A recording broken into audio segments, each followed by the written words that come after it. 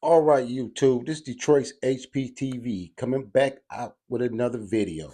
I did a story on this video before, but I've been moved to do this story again. I was looking at my comments and I got a lot of religious fanatics talking about the Most High and fire and brimstone, because they weaponized religion. Okay, so now we're going to talk about fanaticism in the Black community. How many of y'all are familiar with Alberta King? See, in the Black community, there is a reverence for Martin Luther King Jr. and his family. They was like the first really powerful Black Christian family. But they don't want to tell you the story about what happened with his mother. See, in Black women, y'all champion a lot of so-called super sisters, but you never talk about Alberta King, Martin Luther King Jr.'s mother. But we're going to talk about why she was taken out, unalived, while sitting in church playing the organ. This is a deep story, and I want you to think about it. And I hope the fanatics get back in the comments so we can see their work when they weaponize their doctrines and the ideological thinking. Let's see what it leads to. This is for fair usage under the 1976 Copyright Act for education, commentary, and I'm standing on the First Amendment with this one. Let's see what happened to Martin Luther King Jr.'s mother.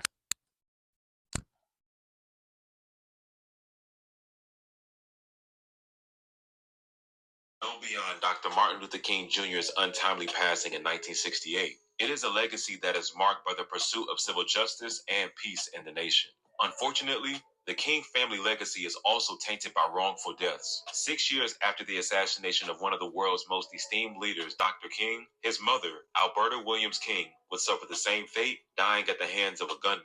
The tragic incident led the world to wonder why anyone would seek to harm a family who has already experienced so much sorrow. Some would say the answer is religion, others, misguided anger. This is the untold true story of the assassination of Alberta Williams King and the Black Hebrew Israelite who took her life. Mrs. Alberta Williams King was born in 1903 in Atlanta, Georgia. She was the daughter of Jenny Celeste and Reverend A.D. Williams, the second pastor of Ebenezer Baptist Church in Atlanta. The upstanding values her parents instilled in her, principles that she would pass down to her children, are the foundation for the historic legacy created by her second-born, Martin Luther King Jr. Mrs. King's life was deeply rooted in her faith and activism. Her father, husband, and both of her sons were all ministers at Ebenezer, where she played an integral role until she retired in 1972. The King matriarch. Now I want you to think about this. Her father had been the pastor at this church. Her husband had been the pastor at this church. Her son had become a pastor at this church. She played the organ at this church every Sunday, surrounded by family and friends, beloved by the entire Black community. So, what could possibly go wrong on a Sunday morning? Let's continue. Would often return to lead the church in song. Ironically, Ebenezer Baptist Church, just a few blocks away from where her son Martin was buried 6 years prior, was where Mrs. Alberta Williams King took her last breath. Her death was classified as an assassination. The man who carried out the heinous act was 23-year-old Marcus Wayne Chenault. Born on June 30th, 1951 in Winchester, Kentucky, Marcus Wayne was described as a quiet child who read a lot. He was raised by his parents, Marcus H. and Hinda Lee Chenault. They were God-fearing and lived comfortably. That was until they moved to Dayton, Ohio, when Marcus, often called Wayne by his family, was a teenager. Hinda Lee, who was deeply religious, recalled to Washington Post. Up until 1967, he seemed to enjoy the church, but later he became a bit confused and started asking questions about different things in the Bible. As a student in high school, Chenault excelled academically. A school officer at Dayton Roth High School told Jet magazine, He just went from homeroom to class. I never had any trouble with him. He was as good as gold. In 1969, Marcus was accepted into Ohio State University, and it was during his college matriculation that his demeanor began to change. Although he was still described as quiet and studious by his professors and peers, it was during this time that he began to reassess his traditional Christian values. Leon Vaughn, one of Chenault's Ohio State classmates, told Jet magazine, "Marcus was a really beautiful cat. He interpreted things to me like the Bible and the Star of David. The main thing he would say is that religion isn't for real because people couldn't be charged for the truth. He resented preachers riding around in Cadillacs. He said that parts of the New Testament were false and that King James stole literature from blacks and didn't give them any credit. He said King James was a Caucasian who based his interpretations on America's standards. His newfound religious ideals came from the teachings of his mentor, Hananiah Israel of Cincinnati. Hananiah, a spiritual teacher whose legal name is Stephen Hallman, spread messages from what he called a form of Judaism. Chenault met Hananiah about 8 months before the incident after seeing his advertisement titled, "What Every Negro Should Know About Scripture," in a magazine. Israel began instructing him in the Bible during meetings in which Chenault took lots of notes and often invited friends. Hananiah criticized black civil rights activists and church leaders as evil and deceptive. In his teachings, he wrote, "When you stop those lying preachers from deceiving you and your loved ones, from robbing them of millions of dollars a year, you will have a better economy." He also taught that black civil rights leaders were leading black people to doom. He told Dayton Daily News, "White men are being used by the Most High as a correcting rod, but God is going to do away with white people and free my people. When black people are freed, they will be the masters and whites will be the slaves. Until then, blacks should remain slaves to white men because that is the role God has assigned to them." Although Israelites insisted that he did not advocate for violence, he taught that only the death of black ministers would. Ironically, a so-called black Hebrew Israelite got in my comments today and told me I was a slave. You know, their rhetoric doesn't change. Because I disagree and have my own mind, I'm a slave. But I've never been enslaved by anyone. I didn't even do what my parents told me to do. I broke the law. I didn't do what the law said do. I went to jail. I didn't do what the jailer said do. I've always thought freely and acted freely and suffered the consequences. So to identify as a slave is something that is beyond my ability to comprehend because I do me. Free black people. He told Dayton Daily, "I gave Marcus the key to understanding the scriptures. He awakened from the death of sleep, from the grave of ignorance." Hananiah and Marcus, along with other young men who followed his teachings, were labeled by some as Black Hebrew Israelites, a religion of black people who believe that they are the descendants of the ancient Israelites. They incorporate teachings from various sources, including certain aspects of Christianity and Judaism, and have created their own interpretation of the Bible. They are not associated with the mainstream Jewish community nor mainstream Christianity. Chenault and Israel assert that they did not belong to any organized group or following. Although Marcus Wayne recruited a number of young men from Ohio State and the surrounding areas to begin following his teachings, other classmates thought his religious talk was off-putting. "We always thought he was a little weird, but there were a lot of weirdos on campus," Carol Peters told New York Times. She recalled having lunch with Chenault on occasion, but eventually began to avoid him. She said that he would get high and talk about the Bible at parties, and a party was no place to talk about the Bible, but he did, and people were turned off by it. By his junior year, Marcus dropped out of college and began to focus on religion.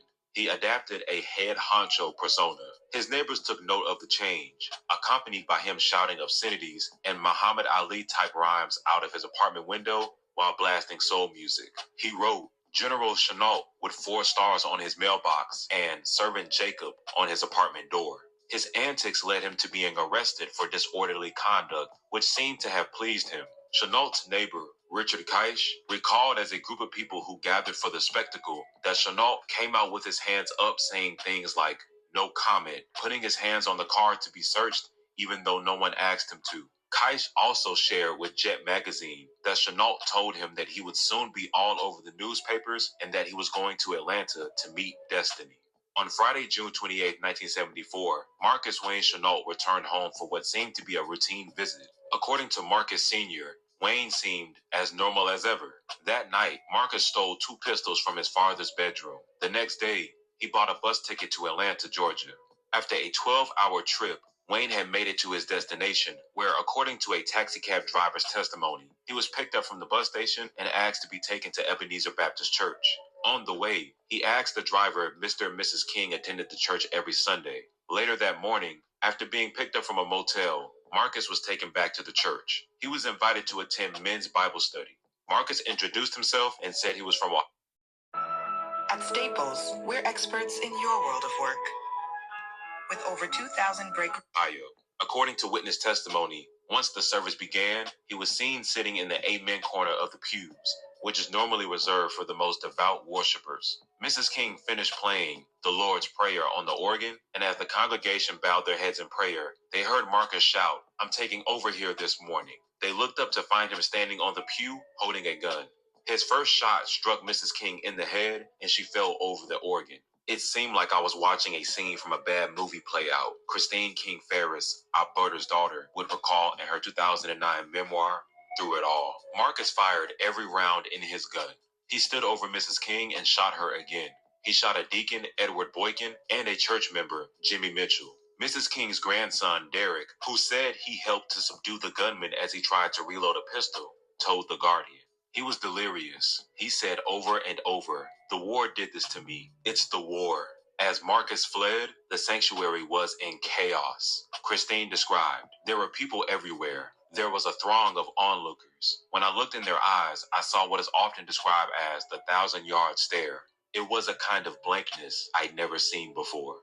Mrs. King was taken to the nearby Grady Memorial Hospital, where officials say she was barely alive on arrival. The King family arrived at the hospital shortly after to learn the unfortunate news that Dean Edward Boykin and Mama King had passed away. Chenault was arrested and taken to the same hospital as his victims to be examined before being taken to jail. He and Reverend King crossed paths and exchanged words. King told Jet Magazine, "There wasn't much conversation between us, but I did ask him why did he do this. He answered by saying that all Christians were his enemy." Chenault had another revealing encounter that day with Reverend Ralph D. Abernathy, president of the Southern Christian Leadership Conference. Reverend Abernathy just so happened to be visiting the Atlanta chapter president, Hosea Williams, in the Fulton County Jail.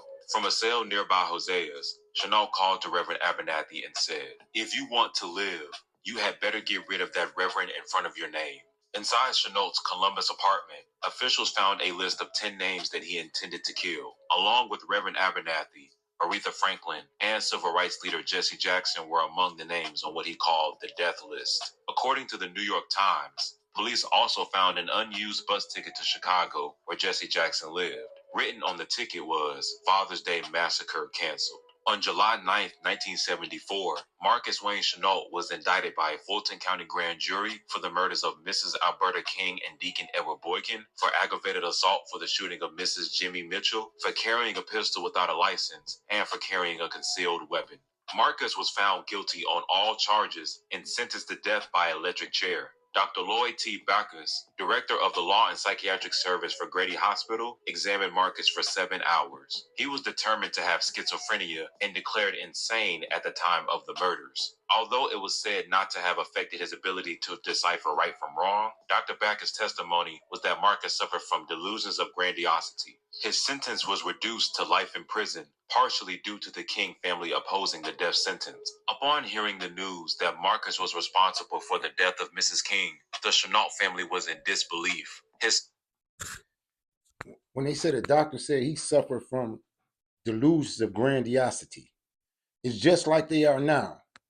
When they get in your comments talking about you're a slave and the Most High is going to do this and espouse their dangerous rhetoric. Nothing much seems to have changed with this fringe group.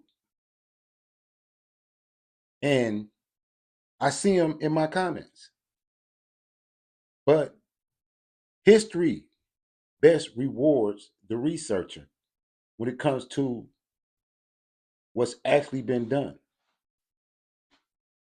You know, everybody considered a fanatic has weaponized religion throughout history. Why should the black community be any different? Sister Nancy told Jet magazine the only explanation for Wayne's actions was that he went berserk.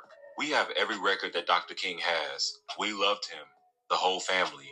Hinda Lee, Wayne's mother, who was in such a state of shock that she had to be sedated, told Washington Post, "I know I didn't raise him this way. He was a good boy and we never had any problems with any of the kids." Some black public figures spoke out about a conspiracy regarding Mrs. King's death. Angry about the lack of seriousness regarding assassinations in the U.S., Jesse Jackson told Jet magazine, "They seem to be too strategic and coming too regular to be the work of lone, berserk gunmen." Dick Gregory shared his thoughts on the matter with Jet magazine. He said, "If anybody can believe that a cat can go berserk in Dayton, Ohio, and get on a bus with 2 guns and don't shoot nobody until he gets to Atlanta in church, then they're crazy.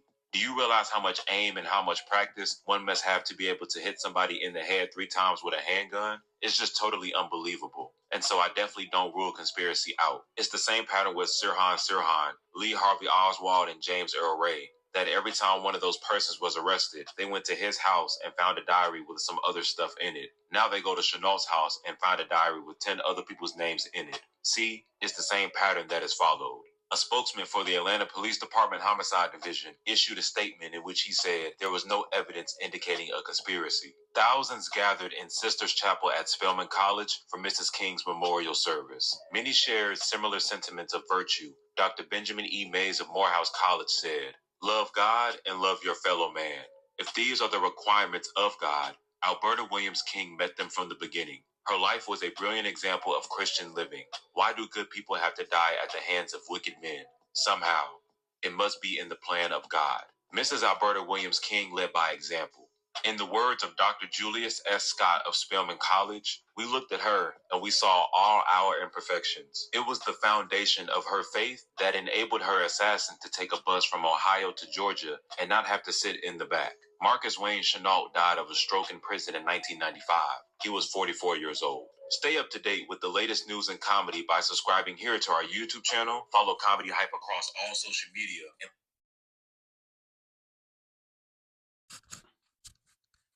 In the comments, put a 1 in there. How many of you people knew this story? And how many people understand the ramifications of a story like this? I'm going to let you ponder on that because this is a heavy story to digest. So I'm going to end on that note. Signing to you out of Detroit. This is Detroit's HPTV. Support Detroit's Black Thought and Action Collective, which is a nonprofit out of Detroit. As always, salute to all patriots. Keep your heads on a swivel always. Peace. Like, share, and subscribe.